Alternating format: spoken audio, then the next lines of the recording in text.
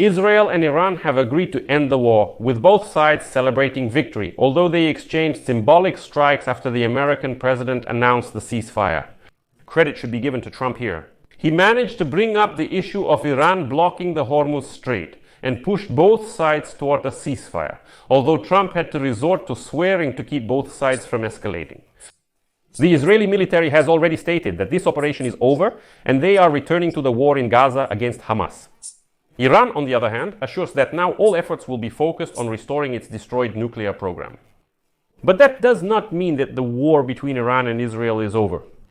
With Donald Trump's mediation, Israel and Iran have indeed gradually reduced the intensity of their confrontation after 12 days of mutual shelling and are entering a ceasefire. But still, in this episode, we will discuss how the exchanges of strikes between Israel and Iran ended, how Trump is trying to play the role of peacemaker between Jerusalem and Tehran, and most importantly, whether the threat to Israel has disappeared or, on the contrary, has only increased. My name is Alexei Pechi. It's June 24th on the calendar. We'll go through everything step by step, but before we start, I ask you to like this episode, subscribe to the channel, and be sure to leave your comment. Also subscribe to my Telegram channel, Pechi News. The link is in the description of this video. There we publish breaking news as it comes in, so you don't have to wait for a video to come out on YouTube. All the news is posted there promptly. We will divide this episode into two parts. In the first part, we will discuss the current news and, in general, analyze the context of what is happening in the war between Israel and Iran. How did it end? And in the second part, we will analyze everything that happened and try to predict what will happen next. What is the fate of the Iranian regime? What will Israel do next? And what will the United States of America do? So, the first part is current news and the second part is analysis. If you're not interested in current news and you already know all the context, you can skip ahead to about the middle of this episode to dive straight into the analysis. So, another round of escalation between Israel and Iran seems to have come to an end. On Monday evening, the American president announced the end of the war. And then, on social media, Trump wrote, and I quote, "It has been fully agreed between Israel and Iran that there will be a complete and final ceasefire. About 6 hours from now, when Israel and Iran complete their current final missions, for 12 hours, after which the war will be considered over. Officially, Iran will begin its ceasefire, and at the 12th hour, Israel will begin its ceasefire. In 24 hours, there will be the official end of the 12-day war, the official end of the 12-day war, which the world will mark with honors. During each ceasefire, the other side will remain peaceful and respect each other, provided that everything goes as it should, and it will. I would like to congratulate both sides, Israel and Iran, for their patience, courage, and wisdom in completing what should be called the 12-day war. This is a war that could have lasted for years and destroyed the entire Middle East, but that did not happen and will not happen. It really was 12 days. The Israeli Air Force attacked Iranian nuclear and missile program facilities, as well as the enemy's military leadership, but they were unable to destroy the entire nuclear infrastructure on their own. The United States of America came to help, striking the most heavily protected Fordow complex with special bunker-busting bombs. Well, after that, diplomacy came into play, which Donald Trump's predecessor, Joe Biden, once described with a simple phrase, "Democracy is good when it has fists." In response to the United States attack, Iran carried out a limited strike on American bases in Qatar and Iraq, but there was no response from the United States. And here it should be admitted right away that Iran's retaliatory strikes were so powerful and devastating that everyone knew about them in advance. As was reported, Iran warned Qatar in advance, and therefore the United States of America as well, about the impending strikes in order to minimize casualties. In fact, it was done in a way to respond, but also to make sure the United States had no reason to retaliate. It's telling that right after these Iranian attacks, Trump mockingly thanked Iran for the warning as if to say the child needed to let off steam, the child did it. We all understand now, let's hurry to the negotiating table. Right after that, it became clear that the war was coming to an end, and the United States simply wouldn't get involved in this bloodbath. Why do I think so? The thing is, right after Iran's response, oil dropped to $70 per barrel, basically to the level it was before Israel's operation began on June 13th. In other words, the market showed that they don't believe in an escalation. That's why they rolled back afterward. But to deliver a clearer message to Iran that it needs to stop, the United States involved its allies in the Persian Gulf. The thing is, Qatar immediately stated that it reserves the right to respond to Iran, because after all, the strikes were on an American airbase located on Qatari territory. And Saudi Arabia stated that it is ready to support Qatar by all means in its response to Iran's strikes. In other words, the Persian Gulf countries, who so loudly condemned Israel's attacks, actually showed that they are all fed up with this regime. Ayatollah. And if Iran keeps, excuse my language, grumbling, then Qatar and Saudi Arabia have gained the legitimate right to strike Iran. That was the last clear argument to Tehran about why it's time to stop. Because it simply can't handle a war with several countries in the region and will collapse. Let me remind you that Iran struck the Al Udeid air base in Qatar on Monday. This is the air base, Al Udeid. This is the largest United States military base in the Middle East, one of two military bases southwest of Doha, also known as Abu Nakhla Airport. The Qatar Air Force, the United States Air Force, the Royal Air Force, and other foreign forces are stationed here. The forward headquarters of the United States Central Command, the headquarters of the United States Air Force's Central Command, the 83 ARD Expeditionary Air Group, and the 379th Expeditionary Air Wing are also located here. But since Iran warned everyone that it would strike, Qatar's air defense shot down all the launched missiles and there was no damage. United States President Donald Trump called Iran's response weak and later stated that Israel and Iran had agreed to a complete ceasefire. And, as Trump said, quote, provided that everything works as it should, and it will. I would like to congratulate both sides, Israel and Iran, for having the endurance, courage, and intelligence to end what should be called the 12-day war. This was later confirmed by other parties involved in the confrontation. For example, Israeli Prime Minister Netanyahu stated that Jerusalem agreed to Trump's proposal for a ceasefire with Iran and that all the objectives of the operation had been achieved. And now I will quote a statement from the Israeli government. Israel has eliminated a dual immediate existential threat both in the nuclear sphere and in the field of ballistic missiles. In addition, Sakal has established full control over Tehran's airspace, delivered a heavy blow to the military command, and destroyed dozens of key Iranian government facilities. At first, in Tehran, they decided to show off a little. At first, Tehran did not openly comment on Donald Trump's statement at all. However, later on, Iran, not publicly but still, stated that the country had agreed to a ceasefire. As it became known later, on the eve, United States Vice President J.D. Vance, United States Secretary of State Marco Rubio, and Trump's Special Representative Steve Witkoff held negotiations with Iranian representatives through both direct and indirect channels. And they convinced them that the guys really needed to agree to a ceasefire.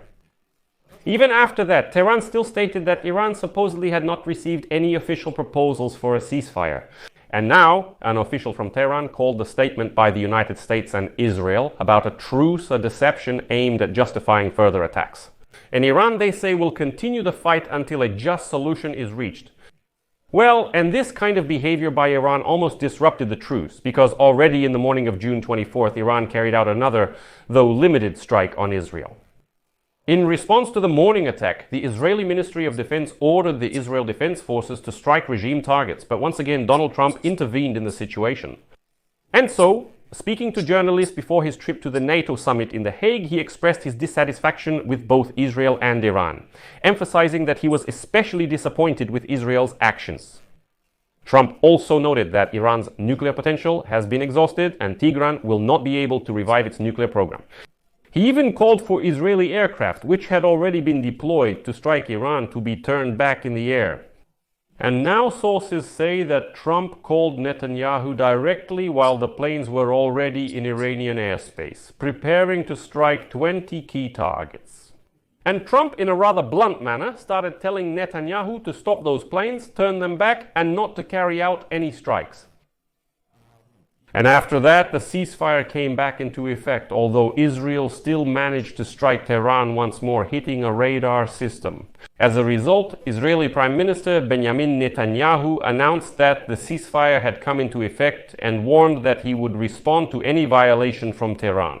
As a result, Israeli Prime Minister Benjamin Netanyahu announced that the ceasefire had come into effect and warned that he would respond to any violation from Tehran. Israeli Lieutenant General Eyal Zamir provided more clarity, stating, quote, "Israel's campaign against Iran is not over yet. An important phase has ended, and Israel is entering a new phase based on the achievements of the current phase. Now the focus shifts back to Gaza, bring the hostages home, and overthrow the Hamas regime." In turn, Iranian Foreign Minister Abbas Rakchi also confirmed the ceasefire and stated that all the rockets that hit Israel this morning were launched before the ceasefire took effect at 7 in the morning. He also stated that the Iranians will respond to any strikes from Israel. Well, there you go. Some supporters of the current authorities in Israel criticized this ceasefire, believing that they should have kept up the pressure until there was a regime change in Iran and until its offensive potential was completely destroyed. The Israeli opposition has now called to end the war in the Gaza Strip altogether, to make a deal with Hamas for the release of hostages, and in general to stop all wars. With that, we are wrapping up the coverage of the current news and moving on to the analysis of what has happened. In Iran itself, they will now be dealing with the aftermath of the Israeli bombings. And now, the Atomic Energy Organization has stated that they will begin assessing the damage caused to the nuclear facilities and will consider how to restore them. The political leadership in Tehran now has to reorganize the elites and remobilize the population to avoid post-war social unrest, if there is any, especially if Israel is aiming to continue its subversive struggle against Iran. And by the way, the statement that Israel will now work with the results of this war is a hint that no one intends to stop sabotage operations in Iran. And Mossad will continue to operate on Iranian territory as well. On the other hand, one of the important points for the Iranians will be to prevent the so-called Lebanese scenario, where Israel, after crossing the red line and attacking Iran once, will not start doing it more often whenever it sees fit. Essentially, removing the taboo on such random direct strikes against Iranian military and nuclear facilities. This will undermine the legitimacy of the authorities in Tehran and their ability to protect the country's territory and population. And for Iran, this is crucial for the survival of the political regime and the future transfer of power. Even if Israel, having gained air superiority over Iran, carries out air raids into the country without strikes, this alone will sow panic and chaos in Iran, and it will seriously undermine the Ayatollah regime. In short, Israel can now harass Iran for a long time without launching a direct attack. Personally, I believe that from a military tactical point of view, Israel won this 12-day battle. From a political point of view, it's a draw for now, but I think that's only temporary. But look at the situation here. Since the early 2000s, Iran has been building a model of non-nuclear deterrence against the United States and Israel, and this model was working. It was working. A network of proxy forces throughout the Middle East helped Iran keep the United States and Israel at arm's length. Everyone understood that behind Hamas, Hezbollah, the Houthis and so on stood Iran, but no one attacked Iran directly. In other words, this was a war fought by proxy. Every time the danger to Tehran increased, Tehran activated its proxy forces, and they would terrorize both Israel and American troops in the region. To make it clearer, let me give you an example. When Iran needed to strike the United States or Israel, Iran used its proxy forces to organize terrorist attacks. Hamas, Hezbollah, the Houthis and militias in Iraq and Syria, all of them could attack both Israel and the United States of America. But if this used to work before, now such terrorist attacks will bring Iran more trouble than benefit. Let me explain why. Because, as strange as it may sound, a terrorist attack is only successful when the organizer is not punished. And for these attacks, the organizers are not punished, only the perpetrators are. It's a kind of asymmetric weapon.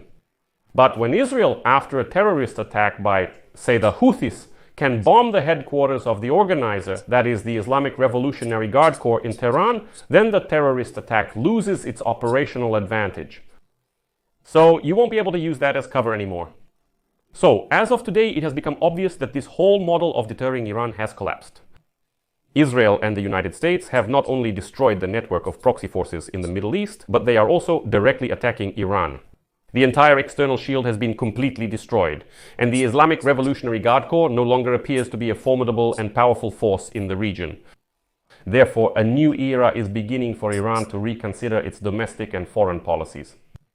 After all, at the very least, Tehran needs to completely restructure everything according to the new realities. But it's also important to acknowledge that Iran is battered, but not broken. And after the Israeli operation, Iran has even more problems, both on the international stage and within the country. That's right, Iran is losing its nuclear program as well as its military, political, and security capabilities. The regime has held on, the regime has maintained control. But now the darkest times are coming for the regime. Not only do they have to deal with the discontent within the country, but they will also have to reconsider their views on allies and partners. It's no secret that Ayatollah Ali Khamenei, through Iran's foreign minister Araghchi, asked Russian President Putin for help.